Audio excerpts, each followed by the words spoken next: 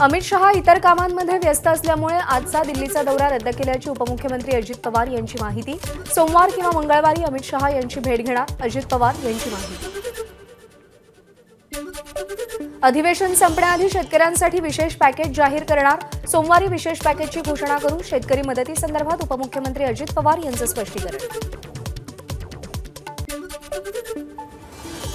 आमच्यामध्ये जागा वाटपासंदर्भात अद्याप कोणतीही चर्चा झालेली नाही, कोणत्याही बातम्यांवर विश्वास ठेवू नका।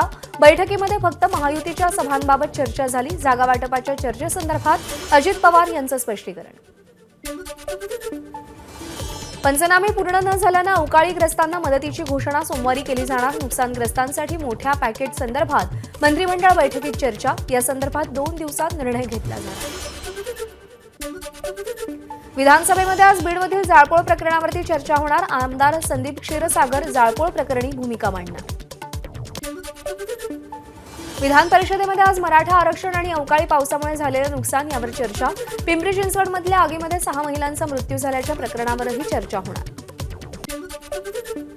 विधानसभेमध्ये पोहोचण्यास उशीर झाल्यानं आमदार सुनील शेळके यांची विधानभवनाच्या गेटपासून सभागृहापर्यंत मॅरेथॉन दौड, सुनील शेळके लक्षवेधीसाठी धावत सभागृहात दाखल।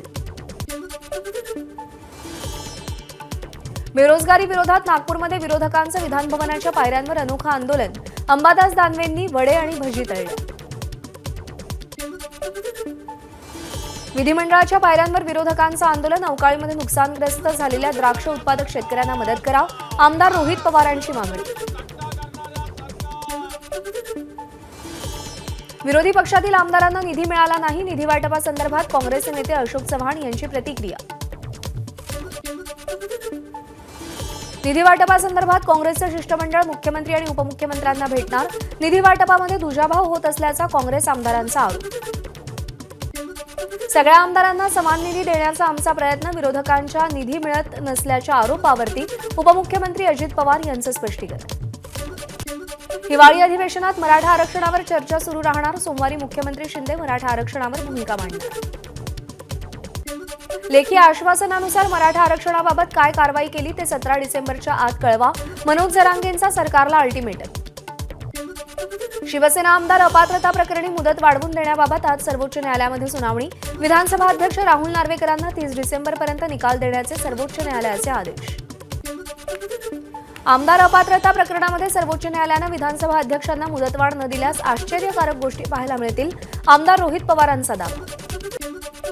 23 डिसेंबरला बीडमध्ये मनोज जरांगेंची इशारा सभा, आरक्षणासाठी सरकारला दिलेला अल्टिमेटम 24 डिसेंबरला संपणार असल्यानं 23 तारखेला इशारा सभेचं आयोजन।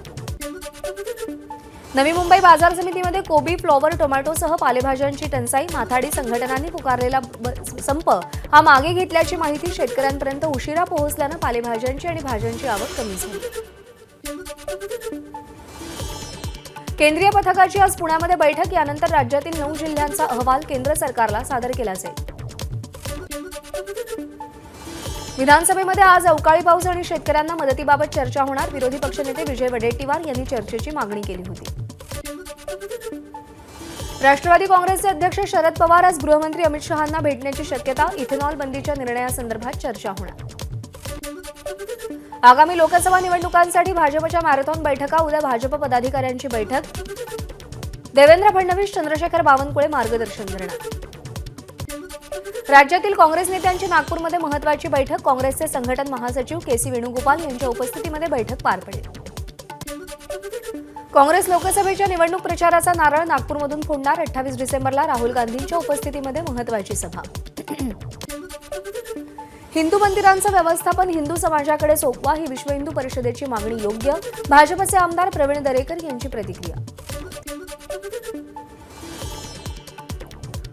24 डिसेंबरला हल्ला करण्याची आणि घर जाळण्याची तयारी सुरू, मंत्री भुजबळांचा काल विधानसभेमध्ये जरांगेंवर आरोप, समाज माध्यमांवरचा मेसेजही वाचून दाखवला। प्रकाश सोळंके, संदीप क्षीरसागर यांची घरं जाळली, त्याप्रमाणे आपलंही घर जाळलं जाईल, भुजबळांनी भीती व्यक्त केली।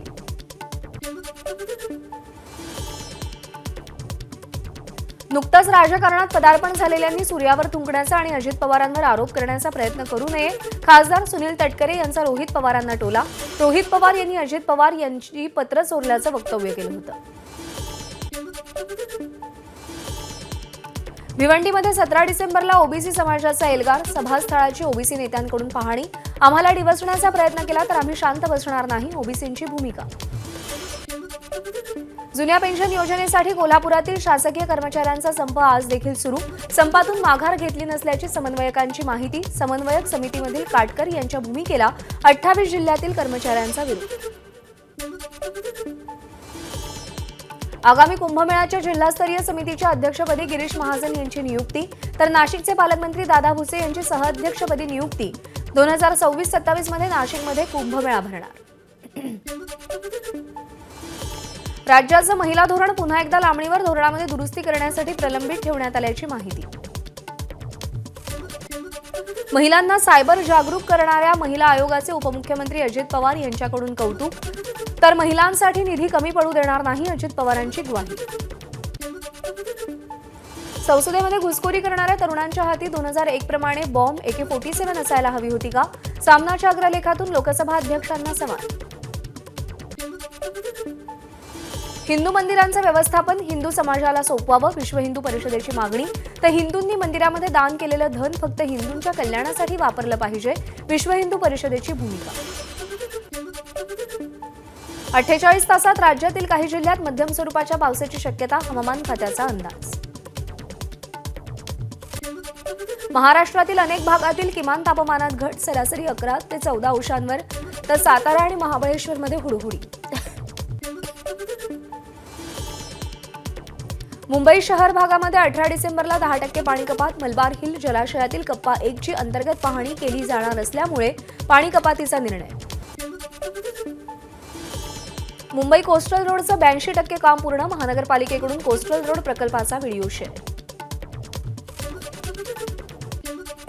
उद्या ठाकरे गटाचा अदानींविरोधात मोर्चा, मात्र धारावी पोलिसांकडून अजूनही मोर्चाला परवानगी नाही. पोलिसांनी अर्ज स्वीकारला, पुढची परवानगी देण्यासंदर्भात चर्चा सुरू. ठाकरे गटाच्या उद्याच्या धारावी पुनर्विकास विरोधात ठाकरे गटाच्या मोर्चासंदर्भात पोलीस आज चर्चा करतील.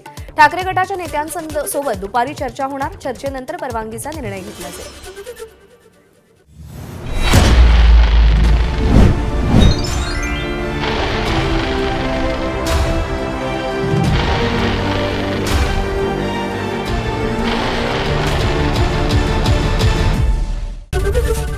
एबीपी माझा, उघडा डोळे बघा नीट.